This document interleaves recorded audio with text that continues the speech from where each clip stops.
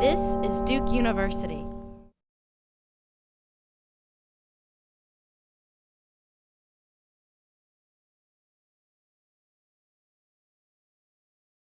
As you just heard, it was 5 years ago at this very conference that I was invited to give the closing keynote. And the theme 5 years ago was disruptive innovation. The title of my talk was The Surprise Social Entrepreneur. The entrepreneur I was talking about wasn't one of the entrepreneurs that you probably know about and you think about and that you're familiar with. So it was none of these fabulous entrepreneurs that we all study in school. My surprise social entrepreneur was a surprise because I was profiling a leader from the creative sector. And it was Jim Houghton, who was the founding artistic director of Signature Theater Company in New York. So if you get curious, you'd like to learn a little bit more about Jim, I gave a keynote at SOCAP 13 about this. You can find that on YouTube and see what you think. So provoked by questions asked here by the Fuqua audience, in response to the talk, I went ahead and I dug into the question to really decide, okay, here's someone I knew, a friend. I provoked that he was a social entrepreneur, but if you really dig in and you study it and you try to write a case study for MBA students, would that argument hold water? And at the end of working on this case, I was even more convinced that yes, in fact, artists can be social entrepreneurs. So last year, I founded Upstart Co-Lab, which intends to connect people like Jim, artists like Jim, to impact investors and other social entrepreneurs. Upstart's mission is to create opportunities for artist innovators to deliver social impact at scale. Artists like these are the ones that inspire me to do this work, and the folks that I've been talking to over the last few years. This is Theaster Gates.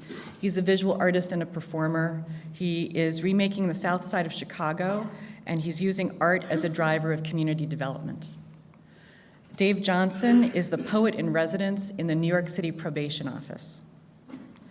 Ebony Noel Golden is a choreographer. She works with communities to organize for action on issues ranging from environmental justice to fixing the school-to-prison pipeline. Aurora Robson is a visual artist, and she makes installations from salvaged plastic trash. And her goal is to build awareness about the harm that's happening in the rivers and oceans. Matt Moore is an artist and a fourth-generation family farmer. Matt is getting ready to launch a $20 per plate farm-to-table restaurant, art gallery, and classroom as a public-private partnership. J. Rim Lee is a designer and a startup entrepreneur offering a green alternative for burial. And Matt Stitchcomb is a professional musician who's probably better known as one of the founders of Etsy, a B Corporation, and a public company. So you might be thinking that that's really nice, pretty interesting, haven't heard of those folks, sounds like they're doing good work, but our topic this year at the conference is tackling global challenges. So what can artists possibly have to do with that topic? Well, creativity and culture are part of the Sustainable Development Goals, the SDGs.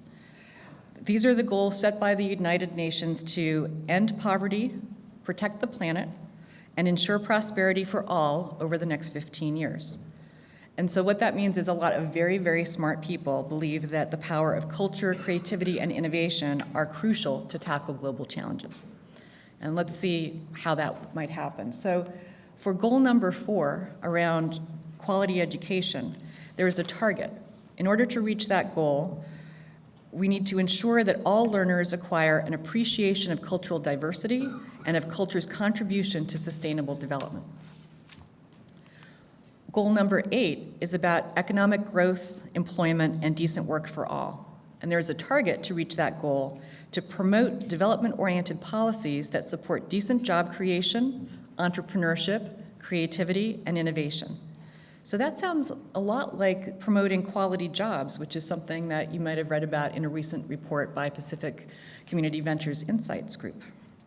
There's a second target around employment that has to do with implementing policies to promote sustainable tourism that creates jobs and promotes local culture and products. Goal number 11 has to do with sustainable cities. And there's a target to strengthen efforts to protect and safeguard the world's cultural and natural heritage. And goal number 12, which is around responsible consumption and production, there is a target to implement tools to monitor sustainable development impacts for sustainable tourism that creates jobs and promotes local culture and products. So in the work that I've done, I've had the honor to be at places like the Rockefeller Foundation, United Nations Development Program, McKinsey and Company, and I've been in rooms with a lot of very smart, very dedicated people who talk about bringing creativity to tackle global challenges. And the people in the rooms for these conversations are MBAs and PhDs and lawyers and doctors, but the truly creative people, the artists, are not included in these conversations about what are the creative solutions to our global challenges. And what Upstart Co-Lab is trying to do is we're trying to build a bridge so that these conversations in the future will include artists. So in case you're still not seeing it, I'm going to close with one last example, and this is the artist Mary Ellen Carroll. Mary Ellen is an artist whose work stands at the intersection of architecture, public policy, and social justice. And she's working to close the digital divide. So remember a few years ago when everyone had to get new television sets, TV went digital? Well, what happened was there was a lot of empty bandwidth left behind. And the Federal Communications Commission, the FCC, dubbed this super Wi-Fi. So Mary Ellen is using this super Wi-Fi to make internet connectivity available through software-defined radios. In the United States, 1 out of 4 people do not have access to the internet. And Mary Ellen's goal is to enable wireless connectivity for these communities that are not currently served by internet providers. And not surprisingly, these are poor communities, both urban and rural. So far, the technology has been demonstrated in New York City, in New Orleans, in Houston, and in Oaxaca and Nairobi. In the US, the policies to regulate super Wi-Fi, they're not currently set, and there's an effort to keep a large part of the spectrum open or unlicensed. And in that way, it can be used for good things like this, providing digital access to people who don't have it. As an artist, Mary Ellen helps us to see this in spatial terms. So this is a map that she created that maps all of the frequencies, and the super Wi-Fi is the white space that you see. Mary Ellen wants us to think about the white space, the super Wi-Fi frequencies, like they're a national park, a resource that everybody should have access to. Now, Mary Ellen calls herself an artist, and the picture obviously helps us to bring an idea to life. The visual representation is very, very helpful. But if you think about what she's doing, I would call this ICT for development, information and communication technology for development. And that's something that an entrepreneur thinks about. So to me, this is just another example of how creative and relevant artists can be when it comes to tackling global challenges.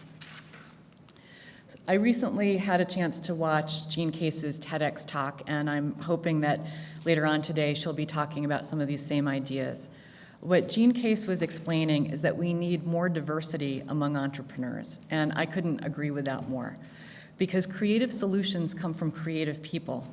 I think we need artists in that mix of entrepreneurs. And obviously, artists can't do this alone. They're going to need MBA collaborators and co-founders and teams full of people who graduated from Fuqua. But if we really believe that we go faster alone but farther together, then we need to engage artists and designers and makers as our partners. And that's the way we will be able to tackle global challenges. Thank you very much.